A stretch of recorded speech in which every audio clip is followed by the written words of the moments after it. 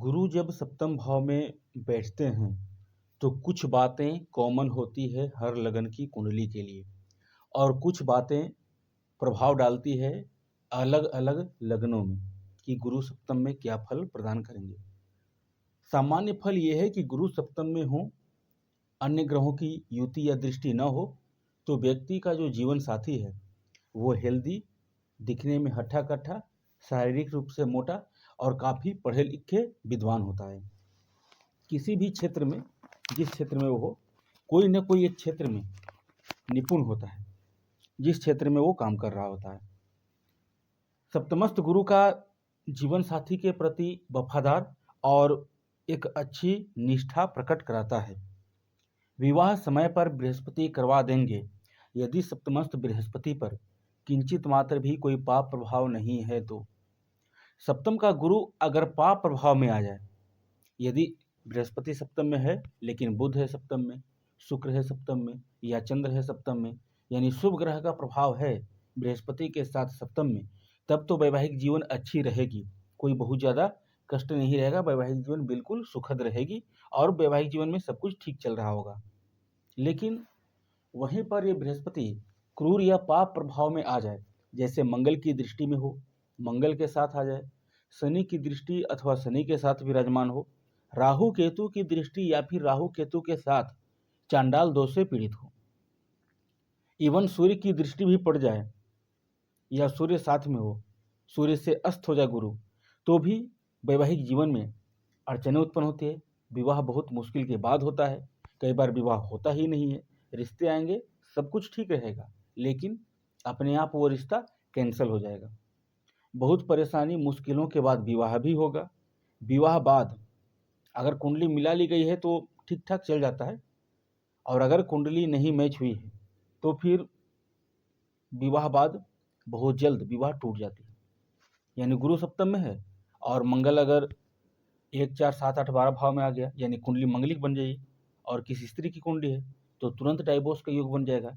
और अगर गुरु नीच का हुआ, उस स्थिति में मंगली दोष है तो फिर वैधव्य दोष का शिकार बना जाता है। इस तरह की स्थिति सप्तमस्थ गुरु के बारे में बताया गया है और ये सप्तम भाव के गुरु का प्रभाव देखा जाता है। पुत्र संतान के बारे में ऐसा व्यक्ति हमेशा चिंतित रहता है, हालांकि होता है, ऐसा नहीं कि पुत्र संतान नहीं होता, लेकिन ऐसा व्यक्ति चिंतित होता है। अब हम लोग लग्न वाई लग्न 4 लग्नों की चर्चा करेंगे। सर्वप्रथम मेष लग्न की चर्चा करें तो यहाँ पर बृहस्पति सप्तम में तुला राशि में बैठेंगे, जो कि अपने परम शत्रु शुक्र की मूल त्रिकोण राशि में बैठेंगे। सबसे पहले कि यहाँ पर बृहस्पति दिग्बल से शून्य होंगे, क्योंकि लग्न पूर्व दिशा का प्रतिनिधि करता है, वहाँ पर बृहस्पति दिग्बल होते हैं, और सप्तम भाव डायरेक्ट पश्चिम दिशा है तो दिग्बल से शून्य हो जाएंगे। और ये अपने परम शत्रु शुक्र के घर में बैठे हैं।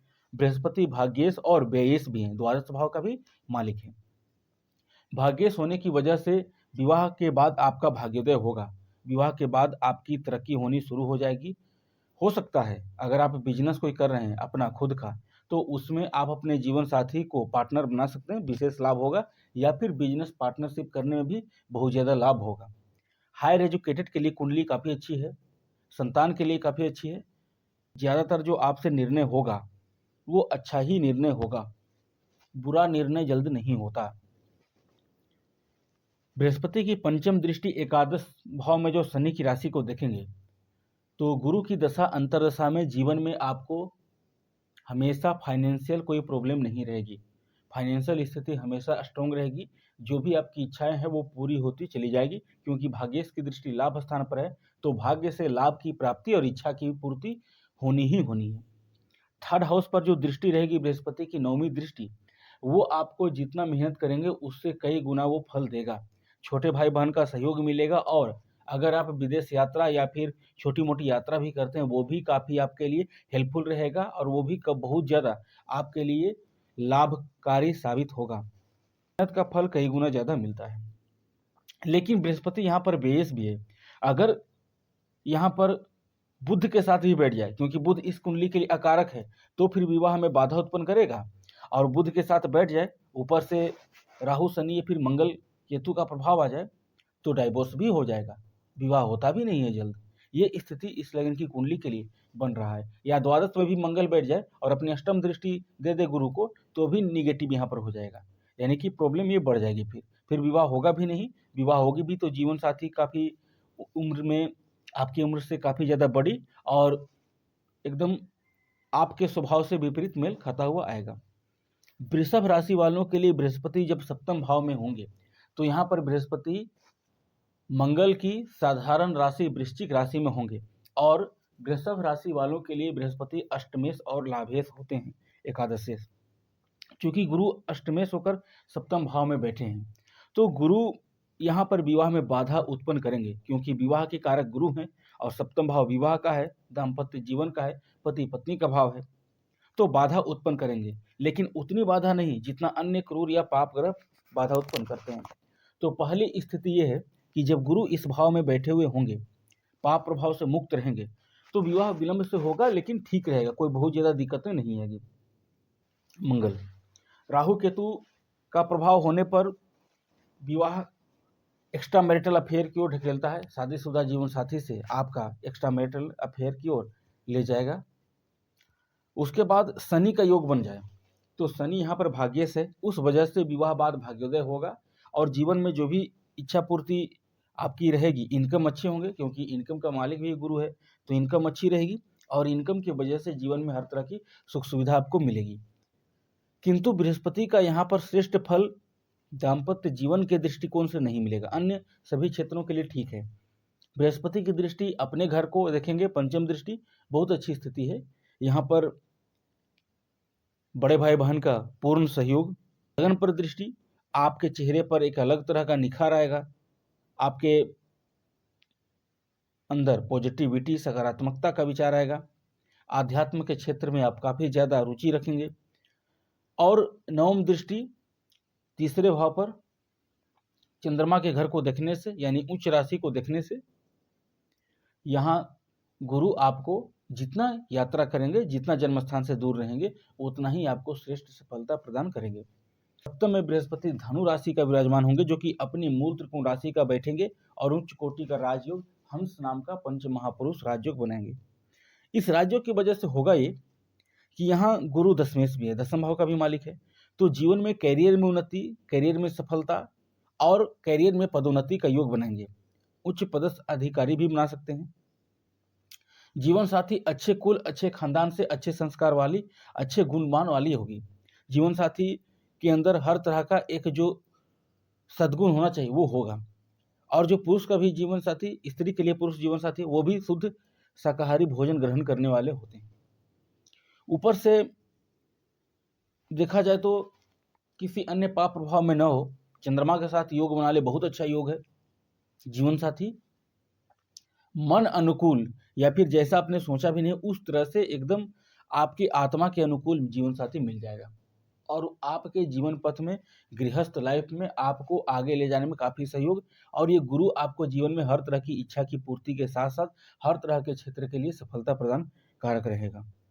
लेकिन फिर वही है, क्योंकि मंगल इस कुंडली के लिए अकारक हो जाएगा, शनि इस कुंडली के लिए अष्टमेश है, राहु केतु निगेटिव हो जाएगा, सूर्य इस कुंडली के लिए सम या अकारक कह सकते हैं, तो ये है। तो उस स्थिति में क्रूर या पाप प्रभाव का युति या फिर दृष्टि आ जाए बृहस्पति पर, तो विवाह होगी भी नहीं, चाहे आपकी उम्र 35-40 साल ही क्यों ना हो जाए। विवाह हो भी जाए तो बहुत जल्द जीवन साथी की मृत्यु या जीवन साथी से बिछोह हो जाए। शुक्र के साथ युति होने पर बहुत अच्छा है, प्रेम संबंध में सफलता भी मिलेगी और प्रेम संबंध आपका प्रेम विवाह में परिवर्तन भी होगा। एकादश भाव पर जो गुरु की दृष्टि रहेगी, हर तरह की इच्छा लाभ की पूर्ति होगा, क्योंकि मंगल की मूल त्रिकोण राशि को देख रहे हैं तो बहुत अच्छा योग है। लगन पर दृष्टि आपके खुद के लिए ठीक है, आपका शरीर फिटनेस रहेगा, दिखने में हट्टे कट्टे मोटे होंगे, ताजे होंगे और शरीर थोड़ा सा थुलथुला जीवन साथी मिल सकता है। और गुरु की नौवीं दृष्टि आ जाएगी अपने मित्र सूर्य की राशि को देखेंगे। तो बात करेंगे कर्क लग्न के लिए, तो कर्क लग्न के लिए सप्तम भाव में बृहस्पति नीच राशि का बैठेंगे, मकर राशि का।